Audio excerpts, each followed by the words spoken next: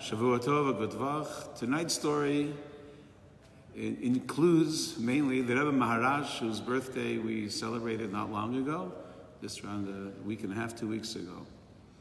There was a chassid of his named Reb Shmuel Brin, who happened to own a distillery.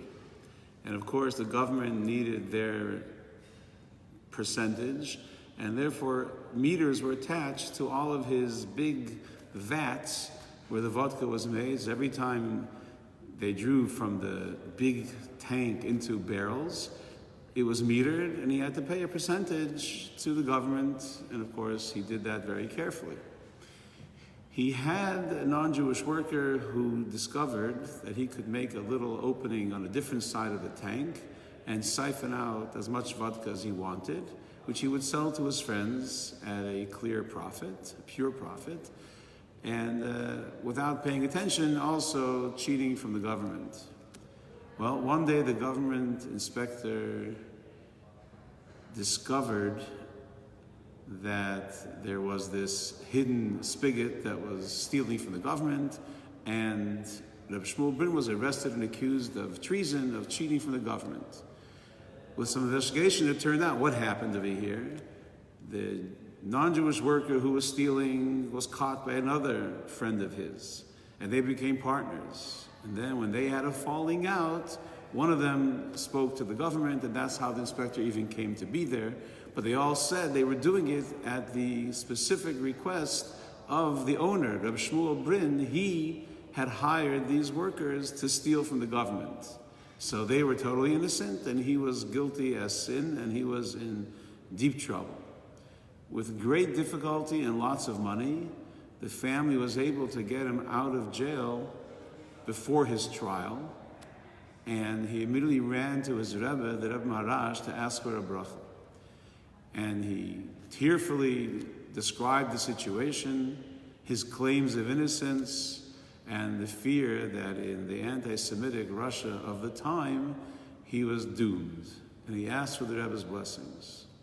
And the Rebbe responded by saying that his blessings will come from Hashem. From where will my help come? Your help will come from Hashem, the creator of heaven and earth. And the Rebbe said to him, when you will help someone else who says, from where will my help come? And you will provide that person with what they're missing, Hashem will take care of you as well. So Reb Shmuel was thinking, who is this person that he is going to help? Who is a person with great needs? And he remembered that a friend of his in town had recently suffered a fire, and his bed and breakfast, his inn, or a krechma as it was known, had burned to the ground. And he was in a very, very difficult situation. He had a large family, he had his daughter and son-in-law, and their children were all living with him and working with him, and now they were homeless and without any means of support. So he decided this must be the person that Rebbe has in mind that I should help, and he went to track him down. He found him sitting among the still smoking embers of what was left of his inn, sitting there in a serious frame of mind. So Rabbi Shmuel asked his friend, what do you plan to do now? He said, God will help. I don't know what I'm going to do. So Rabbi Shmuel was, this confirmed for him that this is the person he needs to help. So he offered to lend him the money it would take to rebuild his inn. And his friend said, how can I take money from you? You have this scary court case, the government is after you.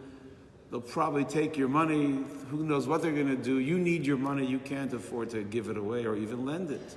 But Reb Shmuel persevered, got a number out of him. It was 3,000 or 4,000 rubles. He ran home, got the money, gave it to his friend. They embraced, and Reb Shmuel waited for a miracle. Well, the miracle didn't yet happen. He came to court. He's sitting in the dock, and the prosecutor is persecuting. The prosecutor calls up these two witnesses, and they are bad-mouthing him and accusing him and very convincingly saying they only did what they did against their will at the specific order of their boss, who would have, God knows what the chassid would have done to these two workers. So things did not look good at all for Reb Shmuel, and he's just sitting in his chair and he's shrinking. But he tries to strengthen himself, and remember that the Rebbe gave him a bracha, and the Rebbe said, You will help someone else, and Hashem will take care of you. It was nearing the end of the trial, and it was time for the judge to instruct the jurors on their obligation. And the judge began like this, and he said, members of the jury, it's important to know the defendant, it's important to know the witnesses, it's important to know the prosecutor. You have to know who we're talking about and what kind of people we are listening to and deciding to trust or not to trust. So I just want to share a story with you that there was many years ago, there was a young nobleman's child, and he was traveling home, and he had to stop at a station to switch trains.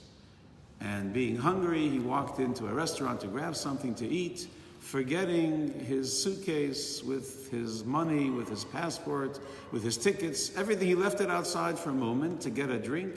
He came outside, everything was gone. And he realized that he was without ID, without cash, without anything. But since he was a little bit proud because he was a nobleman's child, he was not ready to beg for help. So he wandered the train station, hoping to find a familiar face who would bail him out of a situation. 3 days went by that he did not eat anything.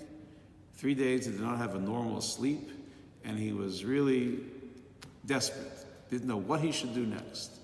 And all of a sudden, some young businessman gets off of a train and immediately locks eyes with this young man, the nobleman's child. He walks over and he says, "You look hungry and tired. When's the last time you ate?" And the child said, "It's been 3 days." And he poured out his heart, how he's stuck here and his things were stolen, and he has no money and he doesn't know what to do. How will he get home to his parents? And this young businessman said, "Come into the restaurant. I want you to order whatever you would like to eat. I'll pay for it. I need you to eat something." So he went down and they ate something. Not they. The nobleman's son ate something. The restaurant wasn't exactly kosher. After he had satisfied himself, so this businessman said, "Where do you need to go? Let's go buy you a ticket."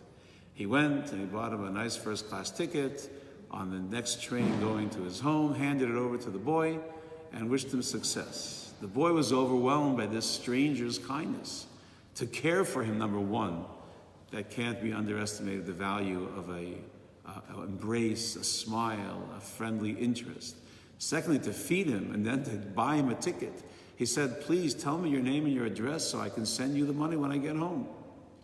And the businessman smiled and said, "You don't have to pay me back. It's not a problem. The best payback will be if you will do a favor for another person when you see someone in need." And with that, the businessman turned and left the station. The nobleman got on his train and returned home. Everyone in the courtroom was looking at the judge, but the judge brought it to a conclusion and said, "I want you to know that young nobleman's child was me. The story happened with me in the train station, and the businessman who helped me out," and he pointed, "this was the defendant.